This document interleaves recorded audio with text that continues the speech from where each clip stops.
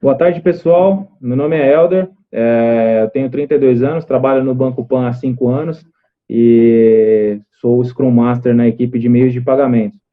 Aqui a gente está fazendo o terceiro episódio da série do Proa. Vou passar a bola também para os nossos amigos aí, Carolina e o Carlos, que está fazendo a apresentação junto comigo aí.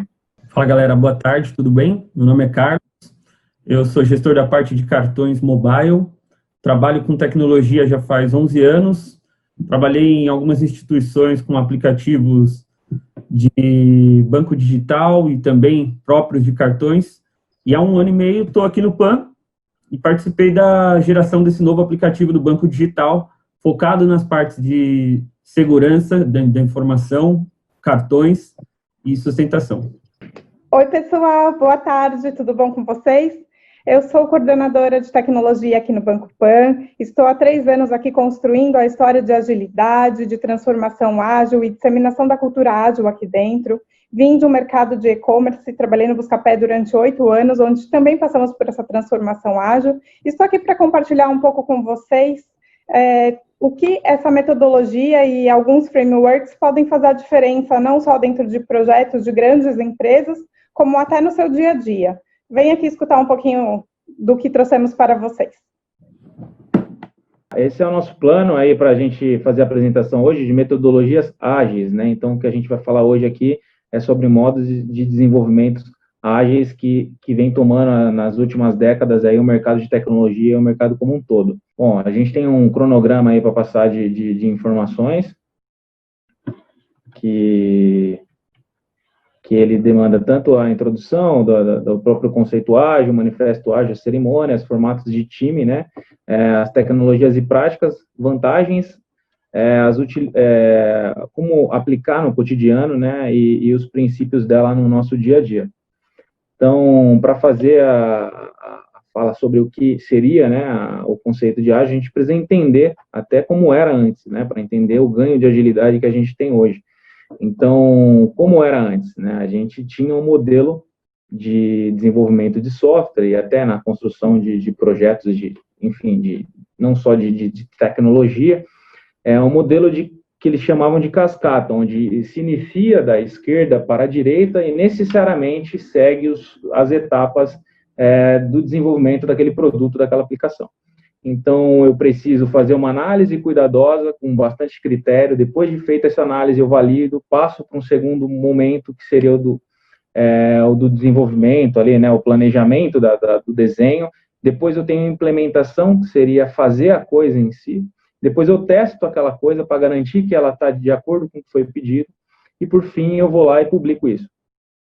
Olhando assim, fica fácil de entender como um processo, né, vai fazer com que o produto seja trabalhado. Porém, existe um ganho e uma perda no uso dessas metodologias anteriores. Por quê? Eu tenho um ganho quando você considera um projeto de segurança nacional, um sistema, por exemplo, crítico, como um sistema de controle de aeronave, de tráfego aéreo, onde eu preciso, sim, de uma análise muito bem criteriosa, onde especialistas vão avaliar e vão dar ok, para que daí eu comece a modular. Então, eu tenho protótipos, eu tenho desenhos, eu tenho simulações, e avançado isso é que eu começo a desenvolver.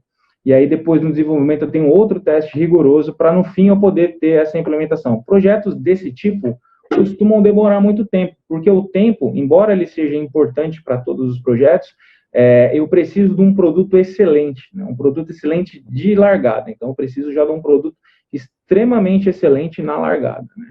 Eu não tenho como evoluir o avião depois que ele está voando. Então, a ideia do conceito cascata, para facilitar, é esse. Eu tenho um grande planejamento, né? Eu demando muito tempo no planejamento. Eu tenho uma documentação contratualmente formalizada, eu tenho pessoas que dão ok, e depois, judicialmente, elas podem ser acionadas, porque eles são peritos. Então, por exemplo, na construção civil, eu tenho engenheiros, arquitetos, que se aquele prédio cair, eles precisam ser respaldados por conta dessa documentação. Eu tenho um rigoroso processo de controle, né? Mas o que isso traz, né? Por que a gente mudou esse conceito, então? Né? Então, a abordagem, nesse sentido, ela era importante para sistemas como esse que eu citei, né, para projetos de aeronave, para sistemas de gestão de tráfego aéreo, de defesa nacional, porém, para pequenas empresas, né, onde eu tenho uma necessidade de mudança, eu tenho uma criticidade de entrega, eu preciso atender um cliente, né, e não necessariamente eu preciso entregar o melhor produto na largada. Eu posso criar um produto para ganhar um mercado e evoluindo ele ao tempo. Então, essa metodologia de cascata, ele já não é mais aplicável, né? Eu gastava muito tempo pensando em como fazer e pegando os OKs, os aceites, as documentações, e contratualmente até tinha responsáveis que dividiam ali o interesse na entrega do produto, e eu tinha pouco tempo, às vezes, efetivamente, para criar aquela aplicação. Então, eu levava muito tempo pensando, fazendo, desenhando, e quando eu chegava para conceber o produto, eu levava uma semana. Então, eu ficava 3 meses pensando, desenvolvia em 2 semanas e levava no total 3 meses, 2 meses, enfim, dependendo do prazo, para poder entregar um produto. Quando eu poderia, de repente, de uma forma mais ágil, entregar um produto com a mesma qualidade num tempo menor, né? Então, a insatisfação dos desenvolvedores levaram muitos na década de 90, porque esse processo já vem de algum tempo amadurecendo, a mudar os conceitos, né? Então, a ideia é, vamos fazer o bom, né? E depois a gente pensa em como fazer o ótimo. Então, eu vou entregar um bom produto e depois eu vou evoluindo ele. Então, aqui veio essas metodologias ágeis, né? Elas vieram para suprir essa necessidade de rápida mudança. Então, eu tenho hoje produtos que eles precisam ser entregues para o cliente num determinado prazo. Então, eu tenho que ser ágil para conseguir aquilo. Por exemplo, se eu for construir um brinquedo para entregar por conta de um filme que vai ser lançado, esse brinquedo tem que estar nas prateleiras antes do filme ser lançado. Porque se eu entregar ele 3 meses depois que o filme foi lançado, esses brinquedos já não tem mais o apelo da mídia, não tem mais o apelo do propósito que ele tem ali. Então, eu perdi uma oportunidade. Então, as empresas precisam, né, ter acesso à agilidade. Se a partir do momento que eu estou vendo que eu não vou entregar aquele produto, talvez é melhor eu deixar de construir aquele produto e fazer um outro. Então, esse conceito de mudança, ele hoje é muito aplicável, né? O desenvolvimento, ele passou a pensar em incrementos. Então, eu não vou necessariamente te entregar um banco com todas as funções de um banco grande, né? Eu não quero replicar um outro banco em um primeiro momento. Eu posso criar um banco onde eu vou trazer um cliente para um modelo de produto muito eficaz. Então, eu vou ter uma conta corrente boa, com transferência, com transações, com crédito celular, enfim, funcionalidades que o meu público inicial demandam, e depois eu vou incrementando com novas funcionalidades, né? A gente vê isso em produtos também. Por exemplo, no começo, os celulares eram feitos para durar, né? Depois eles passaram a ser feitos para viver um momento, né? E a princípio ele fazia ligação e mandava SMS, depois teve câmera, depois ele tinha acesso à internet, depois ele tem telas melhores, qualidade de imagem, e hoje eles até fazem ligação também, né? Como brincam, né? Os celulares estão aí até fazendo ligação ainda. Então, o incremento ele é importante. Ao longo do tempo, a gente vai colocando novas funções. Eu não preciso levar e entregar um celular que tenha tudo. Eu posso entregar um celular, ganhar no mercado, e depois eu vou incrementando essas funções. Ele segue uma filosofia onde o resultado é que é o importante, né? Eu não estou aqui para falar que a Carolina me falou que tinha que ser assim, então eu fiz isso. Ou o Carlos pediu alguma coisa, então é aquilo. Não, eu quero saber se aquilo que eu estou fazendo vai trazer resultado. Então, todo mundo junto está garantindo que o resultado daquilo ainda é viável, ainda faz sentido, e a gente está trabalhando para ter foco no resultado e não simplesmente cumprir um cronograma, não simplesmente cumprir uma entrega de um projeto, né? Então, eu tenho muito menos ênfase, por conta disso, na questão das documentações, e eu tenho muito mais na prática, ou seja, eu quero saber o que a gente está fazendo, vamos combinar o que está fazendo ainda faz sentido, e na questão humana, que é justamente colocar todo mundo dentro. Eu estou trazendo meu cliente para me dar feedback se o banco que eu estou lançando está bom, se ainda não está bom, o que eu posso fazer para melhorar. Eu estou trazendo os especialistas da área, eu estou trazendo as pessoas que trabalham comigo. Então, as pessoas e a praticidade da coisa, hoje, para o conceito de ágil, ela é muito mais importante do que ter um quadro desenhado, o que tem que fazer, ou, efetivamente, ter um modelo a seguir. É muito mais importante ver se aquilo que a gente está fazendo ainda é viável, né? E essa filosofia, ela foi refletida no manifesto, que foi criado lá nos anos 90, ali, que reflete ali todo os pilares que a gente tem de valores e princípios, né? Então, eu tenho ali os valores, que são os indivíduos e as interações, que é as pessoas que estão junto, desde os clientes, os especialistas, as pessoas que estão desenvolvendo, testando, pensando, eles são muito mais importantes do que qual ferramenta que eu estou usando para fazer o produto. Então, quando você pega um celular, você não quer saber se ele foi feito em tal máquina. Você simplesmente quer saber que ele tem as funcionalidades que o mercado está pedindo. Então, que ele consiga acessar as mídias sociais, que ele tenha acesso ao que hoje o mercado tem de melhor. Então, talvez ele não tenha ainda a tecnologia para atender o 5G, mas o que demanda hoje é a 4. Então, eu estou atendendo ali por conta das questões das interações. O software funcionando, ele é muito mais importante do que uma documentação. Não é que não tenha documentação, mas é que hoje eu não preciso simplesmente ter uma documentação. Eu preciso ter um software funcionando, onde eu também tenho uma documentação para entender como ele foi feito. Mas o software funcionando, ele é muito mais importante do que eu seguir uma documentação errada, eventualmente. Então, mesmo que a documentação esteja errada, eu preciso, nesse controle de mudança, nessa agilidade de mudança, acertar para que eu entregue um software funcionando, mesmo que a documentação, eventualmente, não tenha algum detalhe, né? Então, a colaboração do cliente, como eu citei, ela é muito mais importante do que o que foi contratuado, né? O que foi escrito ali, alguém deu um ok. Por quê? Porque se eu vou entregar um banco onde eu vou fazer, por exemplo, alguma funcionalidade que os clientes o meu foco não tem interesse, então não faz sentido. Se o meu foco não é, por exemplo, clientes que são de um alto valor patrimonial, não faz sentido eu ter aqui uma negociação que envolva compra de aviões, compra de iates e tal. Eu preciso focar no cliente. Então, a colaboração do meu cliente era muito mais importante do que a ideia contratuada por alguém, enfim, mesmo dentro do banco, né? E eu responder às mudanças, ela é muito mais importante do que seguir um plano, que foi o que eu citei. Se a gente está indo para um caminho onde eu sei que aquele caminho não é mais viável, estou seguindo uma estrada que deu uma enchente e rompeu uma ponte, faz sentido eu recuperar, eu mudar a minha direção, eventualmente, e recalcular a minha rota, né? Hoje a gente tem aplicativos aí que calcula com o GPS a rota, então se você entra numa rua errada, eu não segui o plano, eventualmente, mas eu preciso responder à mudança. Ou se eventualmente eu estou seguindo um caminho e deu algum problema, eu preciso recalcular essa mudança. Então, as respostas às mudanças, elas são muito mais importantes do que seguir o plano inicial. O plano, ele pode variar, o importante é o objetivo, né? É atender o objetivo. Então, os manifestos que a gente passou eram os valores, agora a gente vai falar dos princípios. Então, os princípios estão até bem resumidos aí. Então, o princípio eu preciso entender o que satisfaz o meu consumidor, eu preciso entender que a mudança ela vai acontecer, né? Eu preciso saber que as entregas frequentes vão fazer com que eu mantenha o meu produto saudável e os clientes interessados nele, né? Eu tenho que trabalhar bem em conjunto, então é importante eu trazer o cliente ali, é importante eu trazer os especialistas, é importante eu trazer a equipe e todos trabalhem para entregar o melhor produto, né? A gente precisa confiar, né, nesse modelo, então o cliente ele confia na empresa que ouve ele, e assim como a empresa confia no cliente que dá bons feedbacks em que eles depois consumem esses produtos.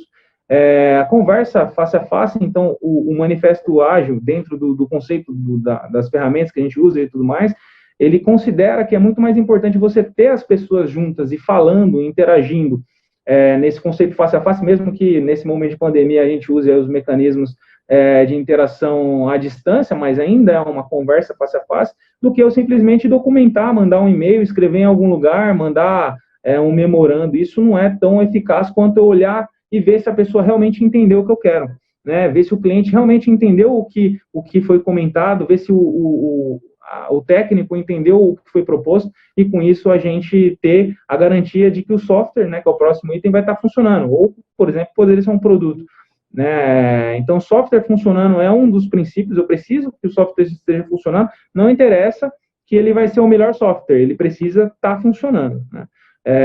Desenvolvimento sustentável, então todo o conceito de desenvolvimento ele precisa pensar na sustentabilidade dele ao momento que eu vou crescendo. Ele tem que ser funcional, não adianta eu ter um excelente sistema que ele é lento, que ele pesa, que ele cai, ou que ele não considera variáveis importantes de sustentabilidade, né? Eu preciso ter essa atenção contínua. Então, a vida, ela começa e ela evolui, então eu preciso, dentro do conceito do produto, do ciclo de vida do produto, depois de entregue, eu preciso ter atenção, porque ele vai precisar de melhorias, ele pode ter instabilidades e eu preciso estar corrigindo. Meus clientes podem mudar um pouco o comportamento, eu preciso entender. Então, é um dos princípios importantes, né? Manter a simplicidade, isso traz aí, com a simplicidade, você consegue sair o que há de essência, né, tanto dos seus clientes quanto do seu produto. Então, não adianta criar complexidade para aquilo que é simples, né? Os times auto-organizáveis e o refletir e ajustar, que são os últimos princípios que estão até relacionados. Então, times auto-organizados são aqueles que conseguem trabalhar e gerenciar o que está acontecendo dentro deles, dentro dessa mecânica de conversa, de alinhamento, né, de aceite a mudança, e a reflexão está virtualmente relacionada a isso, porque eu estou refletindo o tempo todo no que eu posso fazer para melhorar ainda mais o meu processo e ajustar, né, para que, enfim, eu tenha aí um time auto-organizado que conduza os trabalhos seguindo esses princípios para que eu tenha um produto aí de bastante qualidade. Então, seguindo aí, tem alguns exemplos de ferramentas que a gente usa aí, frameworks, né, na verdade, de ágeis, né? Então, hoje o banco trabalha com o modelo Scrum, a gente tem outras descritas aí, mas o que você vai entender em cada uma delas depois será aprofundado, os nossos amigos vão dar alguns detalhes sobre o Scrum, mas vocês podem depois pesquisar mais sobre cada uma delas, tá? E por último, dar um detalhe da minha parte aqui, que é a próxima imagem, né? O Scrum, ele está baseado lá num conceito do rugby, que é essa união da equipe, né? Você consegue esforços e consegue superar desafios que são inimagináveis, né? Até no exemplo aí mostra que quando você constrói projetos ao redor de indivíduos motivados, seja desde os clientes até a sua própria equipe, dando a eles o suporte, que são dentro do próprio framework, você tem ali várias situações que dão esse suporte, você consegue segurar um problema ou superar um problema grave ou bastante crítico, por exemplo, como a foto ilustra, né? Então, ali tem um vídeo, depois vocês podem procurar na internet, de um carro de Fórmula 1 aí sendo segurado por uma equipe de rugby fazendo movimento Scrum. Então, a união, né, e a meta motivado, você consegue fazer as pessoas a superarem desafios incríveis aí. Agora eu passo a palavra para o próximo. Olá, boa tarde. Pessoal, sou o Carlos. Como me apresentei, vou dar uma continuidade aqui sobre metodologia ágil. Só complementando, para pegar uma linha aí, para traçar um paralelo entre o que o Helder já explicou para vocês, que é toda essa introdução do ágil, eu queria complementar que a gente tem uma parte muito importante, que é assim, antigamente, quando os projetos eram em modelo cascata, ou em inglês o projeto waterfall, a gente, além de levar muito tempo, nós tínhamos as áreas muito segregadas, muito separadas. Então, a gente tinha um escritório de negócios, onde tinha só o pessoal de produtos, a gente tinha a área de tecnologia, que recebia uma demanda apartada, que vinha já apenas por uma comunicação formal escrita. E isso gerava muitos gaps, né? Porque o desenvolvedor em si, ele recebia uma documentação que foi escrita por alguém da área de produtos, e que muitas vezes não tinha essa relação. Então, quando a gente diz que a parte de relacionamento e de comunicação, interação é tão importante, a gente acaba passando a ideia de um sonho. Você deixa de ter uma interação fria e meramente documental para você estar próximo das pessoas. Quando você está próximo das pessoas, você gera essa empatia, você gera essa comunicação mais leve. Gerando essa comunicação mais leve, todo time ele se engaja mais, pois ele se sente parte daquele propósito. É muito mais fácil você se sentir reconhecido quando alguém te dá uma atividade para fazer ou quando alguém te chama para realizar essa atividade junto. Acho que quando a gente trabalha em conjunto, aquele produto em si multiplica esse sentimento de dono. Então, quando você recebe uma tarefa, por exemplo, uma coisa básica, você tem que ir ao mercado fazer uma compra. Você vai lá com uma lista, vai lá e realmente só vai pegando item a item. Você não tem aquela entrega em si de que a pessoa pensou em referente a cada item que ela gostaria.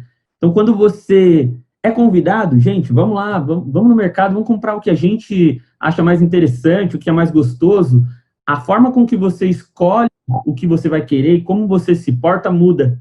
Então, essa estrutura de metodologia ágil, ela vem também para poder modificar isso, unificando os times, né, de tecnologia, de produtos e toda a parte de comunicação também da empresa, para que desde o início da ideia, da concepção da ideia, venha se criando um sonho, e esse sonho seja um sonho de todos, para que a gente faça uma entrega única e que agrade a todo mundo. Tá, ok? Seguindo nessa linha, eu vou falar um pouco sobre as cerimônias, de como a gente lida com esse framework, né, essa tática aí, e mentalidade que seria a metodologia ágil. A gente tem essas 5 principais cerimônias. Então, a Sprint Planning, Daily Meeting, a retrospectiva e o refinamento. Então, o que é a Sprint Planning? A Planning, ela é uma cerimônia que ela é utilizada pelo PO, que é o representante de produto, para que ele passe para o time toda a prioridade dos itens que devem ser tratados numa sprint. Então, a sprint, ela é um tempo determinado, de 2 a 4 semanas, onde todo o time se dedica para fazer uma entrega que é priorizada pelo PO. O PO, ele traz da visão de produtos quais os itens mais importantes para o nosso cliente e qual a ordem que a gente deveria tratá-los, para que a gente faça uma entrega coesa e não saia entregando algo que, na verdade, o cliente não está necessitado agora. É importante, mas não é necessário. Então, ele tem essa análise prévia, ele consegue identificar aonde a gente mais precisa atuar, aonde mais vai trazer benefícios para o cliente, e nesse momento o time de desenvolvimento tem o papel de identificar tecnicamente como que seria feita esse desenvolvimento. Na Sprint Planning, nós costumamos realizar uma POKR, que é identificar a complexidade do time através de pontuação. Então, nós seguimos um padrão Fibonacci, numa sequência de complexidade nível 1, 3, 5, 7, 13, e o time vê se isso consegue ser concebido dentro de uma única sprint, que tem um período de 2 a 4 semanas. Feito isso, os itens são pontuados, o PRIO reavalia as necessidades, e no final dessa cerimônia, a gente já sabe o que tem que ser executado durante uma sprint. A segunda execução é a Daily Meeting. Dentro dos pilares da metodologia ágil, um deles é a inspeção. Por que que a gente precisa ter a inspeção? Quando nós realizamos qualquer atividade, a gente precisa estar constantemente acompanhando para ver se realmente a gente está seguindo o caminho correto ou se a gente tem algum desvio, alguma coisa que está impactando, que avance o que a gente tem planejado. E na Daily Meeting não é diferente. Ela é uma cerimônia que tem um formato de ter uma duração de apenas 15 minutos, ou seja, não é algo realmente coeso e que a gente seja prático. Você tem que estar ali na Daily Meeting para ocupar pouco tempo do time, identificar quais são os problemas que tem e, se tiver, já saber como que a gente vai sair encaminhando esses problemas. Ou seja, na Daily Meeting, a gente tem o costume de fazer essas reuniões em pé, não tem a necessidade de ter uma sala de reunião, não tem a necessidade de saber toda uma história envolvendo o problema em si, mas ter uma inspeção. Está com problema, não está com problema, se está, quem deve ser acionado, ou se alguém já passou por esse problema para auxiliar o amigo que está nesse momento tendo essa dificuldade.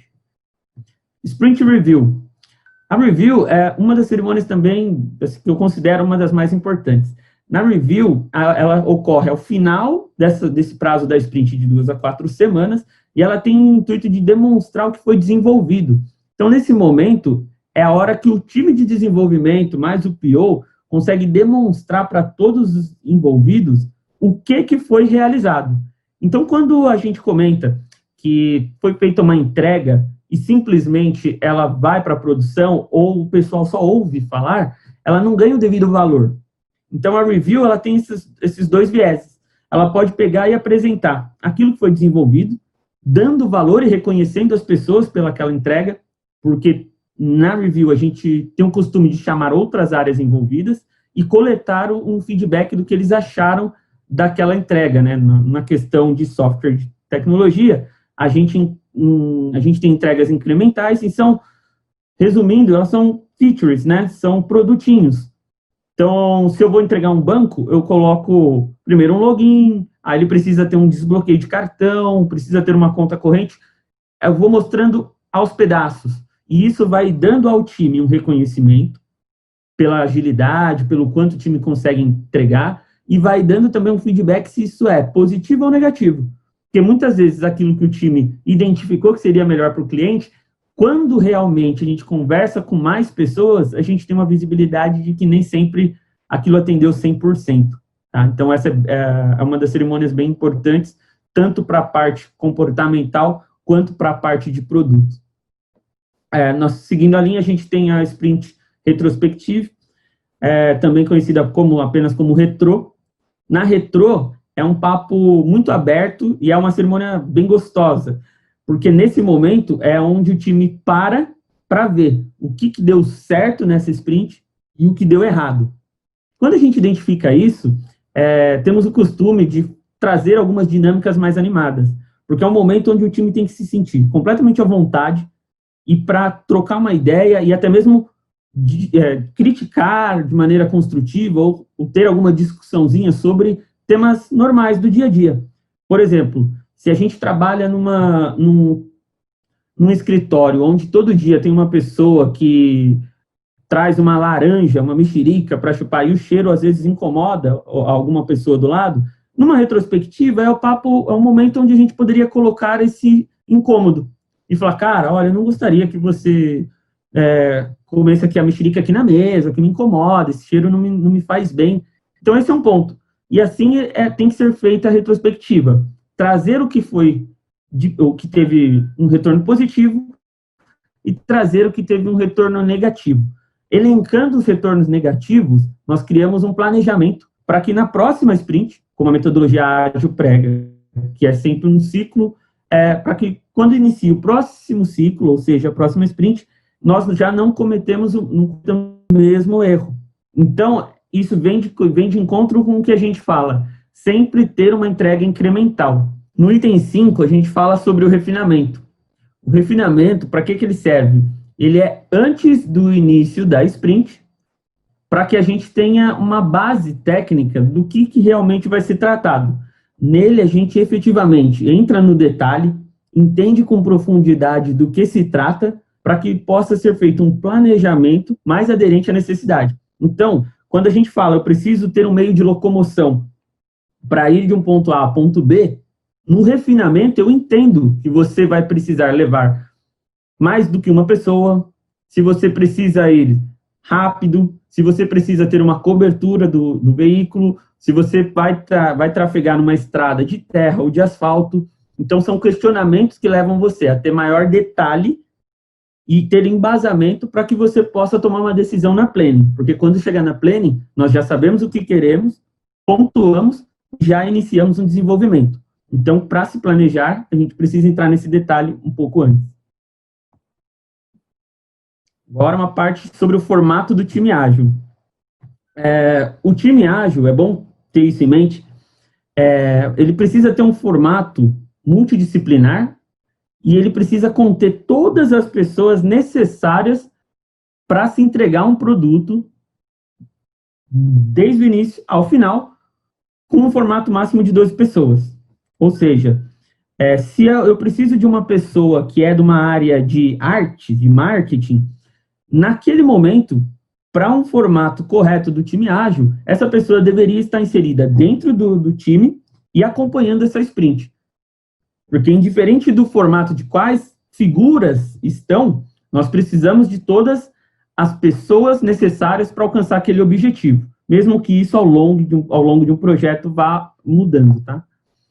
O padrão normal, como a gente segue, e é seguido em diferentes empresas, tá? É constituído pelo quê? Product Owner, que é o representante do produto, informalmente todos conhecem como PO, e ele é responsável por trazer para o time quais as diretrizes de produtos nós vamos seguir e quais os objetivos que a gente deve alcançar.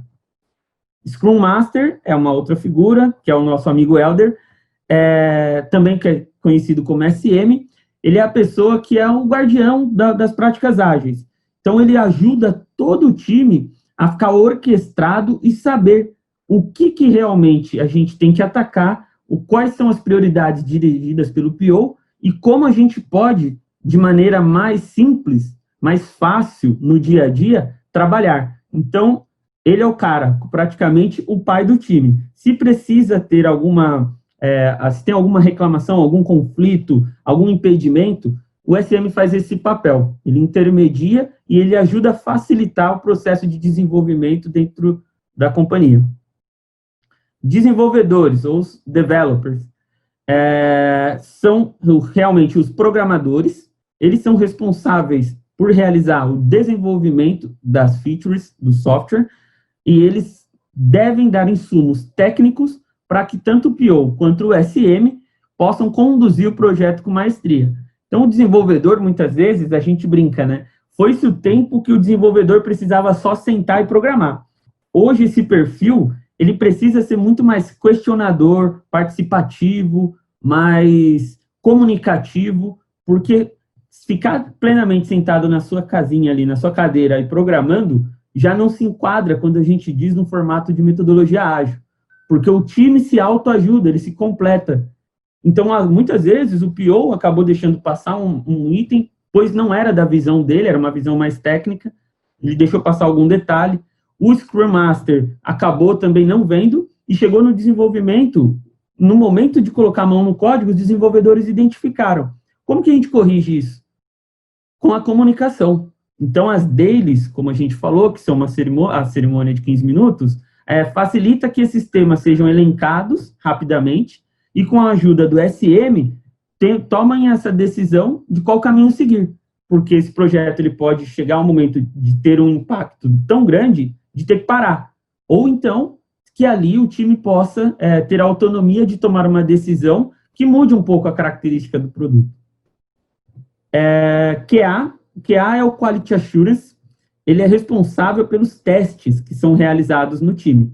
No processo de desenvolvimento, nós temos a concepção da história, nós identificamos o que deve ser desenvolvido e após a construção do software, nós temos o QA, que ele realiza todos os testes para garantir que o objetivo descrito pelo PO foi alcançado com sucesso e a gente não vai impactar o cliente com algum problema. Uma prática comum, acho que todo mundo tem jogos, sabe que muitas vezes você está jogando e no meio do jogo acaba encerrando uma partida, fecha o aplicativo ou fecha o seu jogo. O QA ele garante que aquilo que a gente desenvolveu e foi pedido pelo PO, quando chegar na mão do cliente final, ele não vai ter esses problemas. Ok?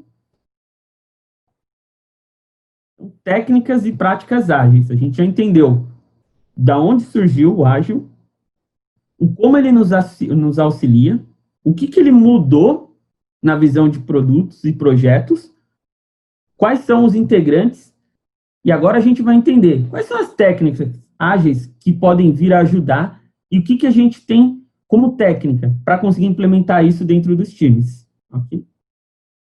Então, as técnicas e práticas ágeis, para garantir que a gente realmente está com a cabeça voltada para o ágil, a gente pode utilizar algumas ferramentas, tanto de inspeção quanto de práticas, que a gente muda o foco para fazer o acompanhamento das entregas das sprints. Então, dentro disso, eu vou citar algumas aqui, vocês podem pesquisar também, são inúmeras ferramentas, mas eu vou falar algumas mais importantes.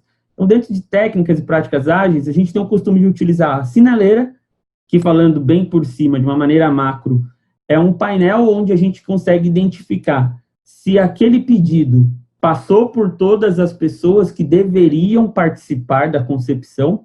Então, se eu vou colocar um programa na televisão, não adianta a gente simplesmente ter aquela parte diretiva dos atores, do diretor, e gerou o conteúdo e vai subir, né? Vai colocar no YouTube. A gente precisa ter certeza que ele passou por quem criou, por alguém que validou, por alguém que vai cuidar da exibição da imagem, por alguém que vai cuidar dos padrões comerciais. Então, na sinaleira, ele fica visível, é um board, onde ele fica visível quais as etapas, quais as pessoas e se foram comunicadas ou não. Dessa forma, ele dá mais segurança, para que a gente não esqueça nenhuma parte que precisava estar envolvida. Tem o Kanban. O Kanban também ele é a ferramenta mais utilizada hoje para o Scrum, tá? Que significa o quê? A gente ter uma identificação visual do que está sendo tocado na sprint, em que momento está e qual pessoa do time está atuando. Então, com isso, a gente consegue ter comunicação clara, indiferente das áreas. Se alguém de outra área vier no seu setor e identificar o board do seu time, ele já vai ter a clareza do que realmente aquele time está fazendo, em que pé que está e quando é uma previsibilidade de ser entregue. Dentro do Kanban, mas com o Kanban, a gente utiliza um controle chamado Jira. O Jira, ele é uma ferramenta, um software que a gente utiliza para fazer o acompanhamento das histórias. Por que eu tenho o Kanban e por que eu tenho o Jira? Tá? O Kanban é uma identificação visual, ela fica no andar, é um quadro colocado no andar, com post-its colados, identificando as atividades de cada um. No Jira, eu tenho um controle sistêmico, onde eu consigo avaliar qual que é o avanço e se a atividade ela está impactada, parada, ou se ela está caminhando corretamente para uma entrega. E com a avaliação através do Jira, a gente consegue tirar alguns indicadores, que seriam os gráficos de burn down, que ele identifica se a gente tem uma curva de crescimento ou se a gente está num momento de vale da sprint, que é um momento onde caiu a produtividade porque a gente teve mais ou menos histórias entrando, e com base nele a gente consegue traçar também o nosso lead time e medir através do WIP. O lead time a gente fala sobre a questão de quanto tempo a gente tem desde o momento que começou a história até o momento de entrega. E isso a gente consegue, através do Jira, puxar essas métricas para que a gente consiga quantificar se o time está indo bem ou não. E lembrando, na metodologia ágil, a inspeção é sempre muito importante. Por isso, a gente tem todas essas ferramentas para dar insumos para que a gente possa saber se está saudável ou não aquela entrega. Então, é um pouquinho complexo, é meio difícil de assimilar tudo de uma vez, mas se vocês tiverem curiosidade, estou à disposição, e esses termos são amplamente conhecidos. Qualquer pesquisa no Google, vocês vão ver, tem páginas na internet que explicam mais detalhadamente. Então, quais são as práticas que a gente tem que ter para que a gente seja mais assertivo, para que aquele nosso planejamento dê certo? E aí volto novamente a linkar com os valores e princípios que o Helder já comentou com vocês. A comunicação, ela tem que ser assertiva, ela tem que ser clara. Não adianta a gente achar que foi entendido o que eu passei. Muitas vezes a gente brinca. O óbvio tem que ser dito. Então, aquilo é muito claro para mim. Eu não sei se a pessoa com quem eu estou conversando, se estou passando esse conhecimento, entendeu da mesma forma. Porque a interação, ela muda, o raciocínio muda de acordo de uma pessoa para outra.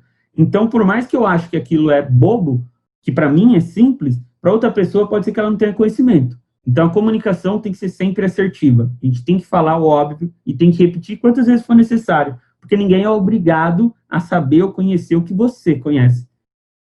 Protagonismo, outra prática que a gente busca bastante, e vem linkado a um exemplo que eu dei. Se a gente tem hoje um problema identificado apenas pelo desenvolvedor, ele pode ficar quieto, fazer uma correção sistêmica e isso vai passar. Mas isso nem sempre, na ponta final, na mão do cliente, vai dar certo. Então, o protagonismo é ter aquela dor de dono, aquela questão de você identificar, vestir a camisa e levantar o problema, expor. Fala assim, cara, tô com esse problema, como que a gente arruma? Qual que é a visão melhor para o cliente? Quando você tem esse protagonismo, você se preocupa, o time flui com maior engajamento. O time realmente encaixa, vira um time. E isso facilita para que a comunicação seja assertiva e que o time caminhe numa posição só, com um objetivo final só. E como eu já comentei, a dor de dono. A dor de dono, para quem não sabe, é a questão de você se sentir o dono daquela empresa onde você trabalha. Então, nós trabalhamos Banco Pan. Lançamos um banco digital. Estamos com 700 mil hoje em dia. Como que a gente faz para poder ter uma dor de dono? Você tem que estar preocupado com aquele cliente na ponta final. Você é o cliente da onde você mesmo trabalha. Então, você precisa ter essa visão e precisa se sentir. responsável por tudo que chega na mão do cliente. Próximo passo, vantagens. Então, depois de tudo isso que a gente já conversou, qual que é a vantagem de eu utilizar uma metodologia ágil para um projeto, ao invés de continuar fazendo o projeto no formato waterfall? Então, como o Helder já comentou, as entregas são incrementais. A gente não precisa entregar um projeto gigante tudo de uma vez. Eu entrego em pequenas partes que já gerem valor para o cliente. Então, eu passo para ele a real necessidade dele no momento e, ao longo disso, eu vou amadurecendo. Acho que para vocês que são jovens, é muito bacana o exemplo do Valorant, que é um jogo online. Ele saiu de uma ideia mista entre o Counter-Strike e o LoL. Ele juntou os dois e surgiu um jogo onde você tem tiro, mas também tem as magias. E ele foi lançando de forma incremental. Ele não lançou com modelo de batalha, ranqueado, tudo junto. Ele lançou um pequeno momento, teste, um beta, para que as pessoas vissem se iriam gostar ou não, ou seja, eles testaram aquilo em produção. O jogo caiu no gosto, eles passaram para alguns streamers fazerem os testes, e aos poucos eles foram convidando outros jogadores, e o jogo foi difundido. Hoje em dia, é muito comum que algumas plataformas lancem games sem mesmo ter passado por esse processo. E isso acarreta que não tem aquele mesmo sucesso. O Valorant agora tem mais de 1 milhão de jogadores, isso em pouquíssimo tempo. E ele conseguiu trazer isso aplicando técnicas ágeis para uma plataforma de games. Outras vantagens, engajamento, como a gente conversou. No projeto ágil, todos se sentem parte do processo, todos se sentem donos do produto. Quando a gente tinha lá no Waterfall, muitas vezes cada um só fazendo sua partezinha, muito picado, e isso gerava com que cada um apenas fizesse o seu e passasse para frente. Não tinha esse engajamento todo. Mudanças de rota. Mudanças de rota é aquela questão de realmente a gente estar apto a mudanças. A gente tem que saber receber bem a mudança, tratá-la com agilidade. Quando eu digo agilidade, não é velocidade. É a questão da gente saber que mudanças ocorrem o tempo todo. O cliente, de uma hora para outra, que nem no momento de pandemia, mudou a necessidade dele, né? Nós tivemos aí, nesse momento pandêmico, uma redução de salários, de cortes de empresas. Aquele cliente que muitas vezes estava procurando realizar novas compras, de um momento para outro, teve uma redução do salário. Então, a necessidade mudou. Eu deixei de ser uma oferta muito grande de cartão de crédito, por exemplo, para ter uma oferta maior de empréstimo, uma oferta maior de uma carta de consignado. Para quê? Para que o cliente possa ter uma segurança ali em um momento de emergência em que ele não tinha uma reserva. Então, apto a mudanças não é ser rápido, mas sim entender que, de acordo com a necessidade do cliente, a gente tem que se adaptar, e quanto melhor a gente se adaptar, mais fácil a gente torna a vida do cliente. E, por último, a gente fala de um pilar chamado multi-skill, ou o que é? De habilidades diversas. No formato anterior do Waterfall, a gente tinha um time de desenvolvimento e um time de produtos. No Ágil, eu tenho um time composto por N pessoas de diversas áreas, envolvidas para que resolvam um problema ou entregam um produto. Quando eu faço isso, eu aumento o leque de visão para muito mais opções. Então, eu consigo cobrir N variáveis. Eu consigo ter uma visão de um cara que é mais jovem, de um cara que trabalhava com tecnologia, de um cara que tem produtos, um cara que trabalha com experiência de cliente, um cara de marketing. E isso faz com que o produto seja muito mais rico, muito mais diversificado e atinja muito mais clientes do que um único público que foi pensado para uma única pessoa. Vamos lá. E aqui tem um exemplo. Eu vou dar o exemplo do banco digital, mas eu já me estendi bastante. Então, eu vou falar mais rapidinho só na parte do conceito. O PAN lançou o nosso banco digital em janeiro de 2020.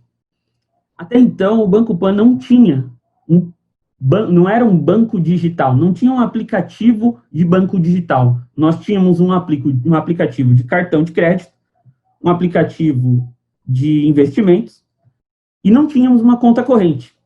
Então, quando a gente pensou em lançar um banco digital, optamos por fazer uso da metodologia ágil para tentar chegar nesse objetivo. E como que a gente foi ágil?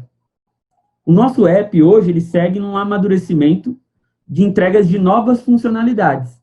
Então, nesse primeiro momento, foi pensado o que eu, banco, preciso fazer para atender um cliente que precisa de um banco digital.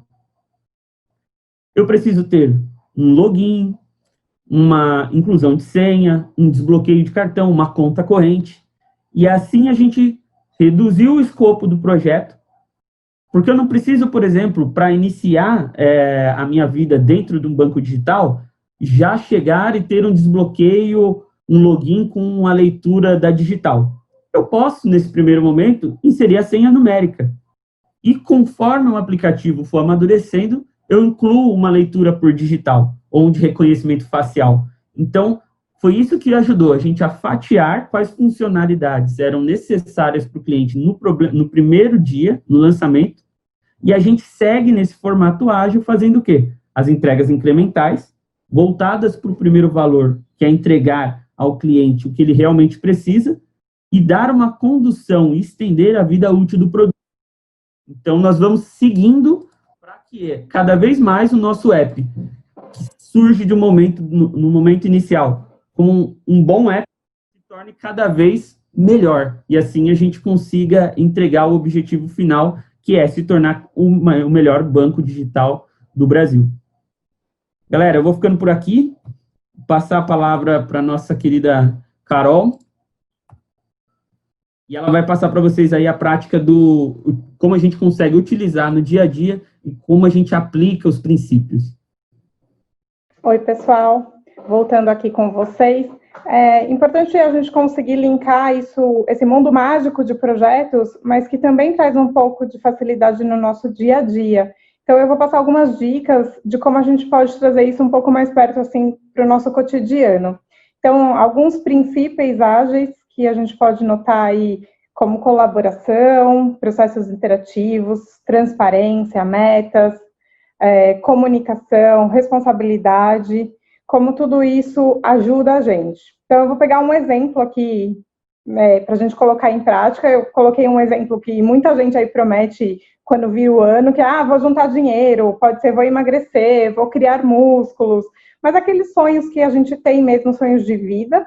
Então, a gente colocar ele no papel e bater um compromisso nosso com esse sonho.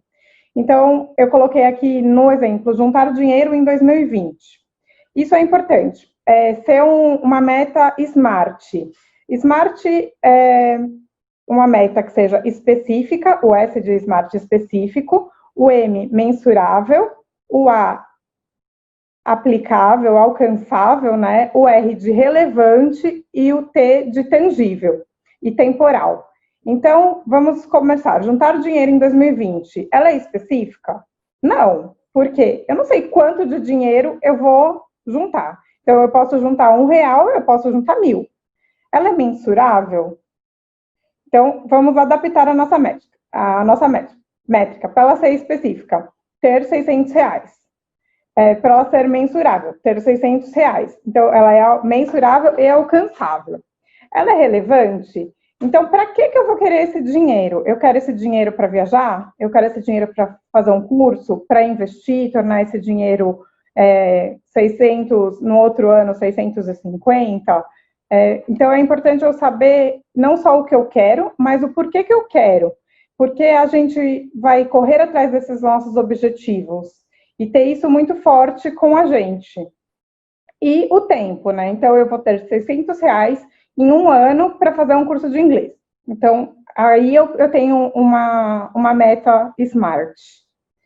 Pensando nisso tudo, como é que a gente vai saber se a gente vai conseguir chegar lá, né? Então, a gente tem os resultados chaves que estabelece o porquê que a gente quer chegar lá, e a gente escuta muito falar aí no mercado de OKR, uma sigla que em inglês significa Objectives and Key Results, objetivos e resultados chaves, uma forma da gente quebrar um grande sonho, ou um grande problema, ou um grande desafio, em pedacinhos menores que sejam mais alcançáveis e a gente consiga fazer ações específicas para isso. Então, vamos quebrar os nossos R$600. E aí a gente linka muito isso com o projeto. Por exemplo, eu quero ter um carro. Eu consigo ter um carro de hoje para amanhã? Não. Eu vou demorar um tempo, se eu não tiver dinheiro, eu preciso juntar, eu preciso criar, eu preciso financiar. Então, tem N coisas. Mas talvez um patins, um skate, já ajude na minha locomoção se tornar um pouco mais rápida. E aí, daqui 6 meses, eu troco esse skate por um patinete ou por uma bicicleta, e aí depois de algum tempo por uma moto, e aí sim eu chego no carro, fica uma coisa mais fluida e que eu consigo adaptar para a minha realidade. Então, por exemplo, R$600 em um ano é muito dinheiro, eu não vou conseguir juntar. Mas e se eu quebrar isso e juntar R$50 por mês? Bom, R$50 por mês, se eu abrir mão de sair uma vez com a minha namorada, a gente, em vez de ir no cinema, assistir um filme em casa, talvez seja factível. Tá, então, mas talvez ainda R$50 em um mês seja puxado. R$12,50 por semana. R$12,50 por semana é menos que a pizza que às vezes a gente come na sexta ou no sábado à noite. Então, eu consigo. E se a gente pensar no micro ainda, R$1,80 por dia, se eu deixar de voltar para minha casa de transporte, eu economizo a passagem do ônibus e consigo economizar esse dinheiro para eu conseguir fazer o meu curso. Então, a gente quebra o nosso objetivo em partes menores para que a gente consiga atingi-lo e ficar mais fácil de colocar tudo aquilo que eles comentaram de práticas de projetos no nosso dia a dia. Então, todo dia eu consigo ver se eu economizei R$1,80. E se eu não conseguir economizar, eu faço ali a minha daily comigo mesma. O que eu vou fazer no dia seguinte para adaptar isso? Hoje choveu, não deu para voltar a pé para casa. O que eu posso fazer amanhã para eu conseguir economizar o dinheiro dos dois dias que choveu e eu não fui? Então, amanhã eu levo um guarda-chuva, ou amanhã, em vez só de eu voltar a pé, eu vou e volto a pé. Então, fazer esses ajustes para sempre olhando o objetivo final, mas quebrado em pedacinhos. Então, dessa forma, a gente consegue priorizar, né, o que vai ajudar a gente a atingir eles e saber se está fácil demais ou difícil demais de ir ao encontro desse objetivo. E aí que está o grande pulo do gato, né? Se o objetivo for fácil demais, a gente desmotiva, porque é muito fácil. Em vez de economizar R$1,80, eu economizo R$4 por dia e volto e fico 3, 4 dias sem gastar esse dinheiro. Ou se não, se ele for difícil demais, isso me desmotiva. Então, ao invés de eu persistir no meu objetivo, já que eu não consegui economizar esse dinheiro mesmo esse dia, então eu não vou economizar no próximo, e nem no próximo, e aí ele se torna uma coisa irreal e você se desmotiva em fazer tudo isso. Isso tudo dá uma boa ideia para a gente, né? Acho que eu tive uma boa ideia. Então, vamos lá. Na prática, eu vou ter os R$600 em um ano e eu vou anotar o que eu vou fazer nesse tempo todo para investir o meu tempo e o esforço somente naquilo que vai me ajudar a chegar nesse objetivo final. Então, eu vou, no próximo passo aí, colocar o que eu tive aí por os meus resultados, os objetivos, e tudo que eu vou fazer. Então, eu vou deixar de sair um final de semana por mês, e com isso eu vou economizar X reais. Eu vou a pé, eu não consigo economizar em nada, já elaborei aqui na minha vida, não vejo lugar nenhum, eu moro muito longe, então eu realmente dependo de transporte, eu já não saio, quando eu saio, são meus amigos que pagam para mim, então eu também não tenho essa possibilidade, então eu vou procurar alguma forma de como que eu vou conseguir isso. Então eu vou vender brigadeiro na minha escola. Então, uma vez por semana, no final de semana eu vou fazer os brigadeiros e na segunda eu vou vender. E me comprometer com tudo isso. Então agora parece que ficou bom, né? Tivemos uma boa ideia aí. Então, vamos ver se toda essa tecnologia é muito difícil de alcançar. Em grandes empresas, a gente tem ferramentas que nos ajudam aí no dia a dia, como o Carlos e o Helder citaram, né? Mas, se a gente quiser, é muito simples. Conforme eles falaram, é um papel, uma parede, uma janela ou até um caderno, onde você coloca os seus objetivos aí e suas metas em post-its e consegue ali ver o que está em andamento, que ainda não foi iniciado e o que você já concluiu com sucesso. E o que você não concluiu com sucesso, putz, isso não depende de mim. Quem que pode te ajudar? Quem que você pode trazer aí para o dia a dia para te ajudar a perseverar nessa meta? Talvez criar uma meta da família, uma meta entre amigos, ou a meta com você com você mesmo. Por que não, né? Então, é importante a gente trazer tudo isso para o nosso dia a dia. Então, um dos primeiros pilares aí, que é aberto para mudança, então, a gente vê se isso vai ou não vai e saber se adaptar a isso. Por exemplo, putz, eu vou economizar no transporte, então eu ia e voltava. Eita, agora na pandemia a empresa cortou meu transporte, então eu não tenho mais como economizar dessa fonte. Então eu vou inspecionar e adaptar onde agora a minha realidade permita que eu faça essa adaptação.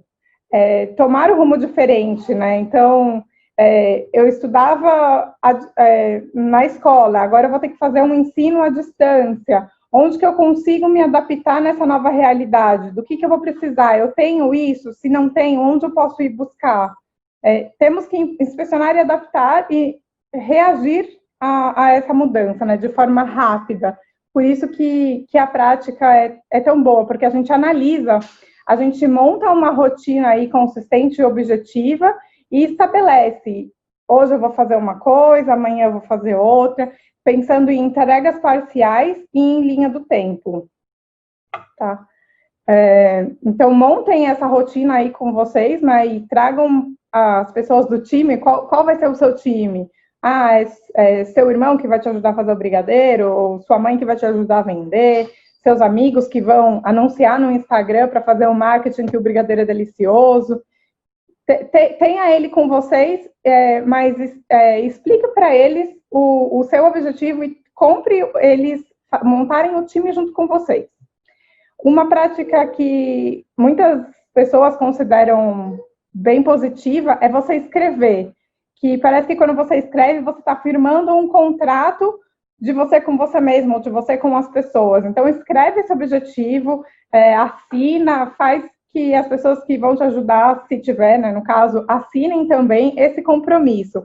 Faça ela por escrito, deixa ela visível, cola na geladeira, cola no espelho do banheiro, em algum lugar que vocês consigam trazer isso para a realidade e que vocês lembrem sempre dessa meta. Isso ajuda a organizar o seu pensamento e ter um senso de responsabilidade de honrar o compromisso entre todos os envolvidos. E aí você monta o seu quadrinho, né? Então você estabelece aí, temos algumas ferramentas para quem já curte aí um mundo um pouco mais digital, temos aplicativos free no mercado, da Trello, da Post-it, tem outros, né? Então, utilize essas coisas ao seu favor. Atividades estabelecidas que você ache que seja possível cumprir e que você tenha o compromisso de olhar para o seu dia a dia e cumpri-las, né? Então, a gente tem aí um quadro bem simples que a gente utiliza em muitas casas que tem famílias, né? Então, principalmente agora durante a pandemia, muita gente está colocando essa, que já é uma boa prática, em prática. O que temos para fazer hoje, quem está fazendo, se alguém falhou, se já fez, e próximas etapas. Então, você pode falar, meu filho hoje vai preparar o café da manhã, e depois vai lavar a própria louça e alimentar o cachorro. Eu vou preparar o almoço, e lavar a louça do almoço, e lavar a roupa. E aí a gente vai andando e vendo se a gente conseguiu cumprir as atividades ali do dia a dia. Toda essa organização, ela diminui o estresse e aumenta a produtividade. E faz com que todo mundo se sinta parte de um todo. Você não é obrigado a fazer aquilo. Foi um acordo entre todas as pessoas envolvidas, onde isso ajudaria no dia a dia de cada um. E aí, a daily, né, que eu comentei lá na frente, de o que funcionou bem, nesse caso eu coloquei semana, mas você pode estabelecer o seu período, né, para as empresas, a gente faz daily, então diariamente a gente faz essa cerimônia, né? Então, o que funcionou bem, o que não funcionou e o que queremos focar para as próximas semanas. Refletir quais foram os obstáculos que a gente encontrou e como a gente vai reagir a essa mudança, que a gente esteja sempre alinhado, a gente está alinhado ao nosso objetivo e revisitar, né?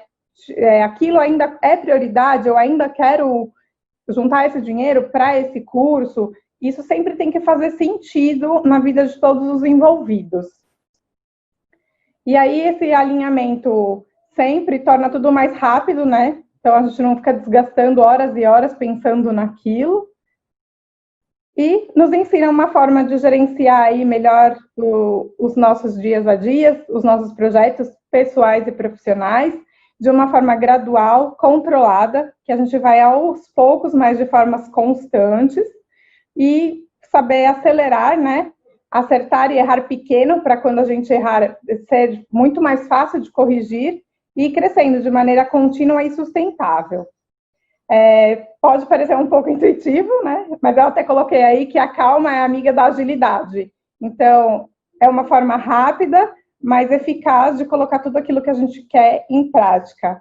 Eu acabei falando um pouco rápido para dar o tempo aí, mas estamos à disposição, aí tem os nossos e-mails, uma forma de vocês entrarem em contato conosco, e a gente está sempre à disposição para falar do ágil, para conseguir auxiliá-los a colocar em prática, tanto na vida pessoal ou na vida profissional de vocês.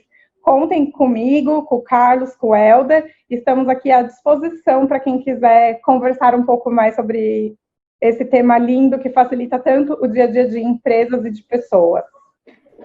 Então, pessoal, é isso aí. Espero que vocês tenham gostado desse episódio. A gente trouxe o melhor aí para tentar elucidar vocês. E a gente espera vocês nesse momento ágil, estar trabalhando aí no futuro junto com a gente. Galera, queria agradecer. Se ficou alguma dúvida, não esqueçam, nossos e-mails estão aí. Pode entrar em contato.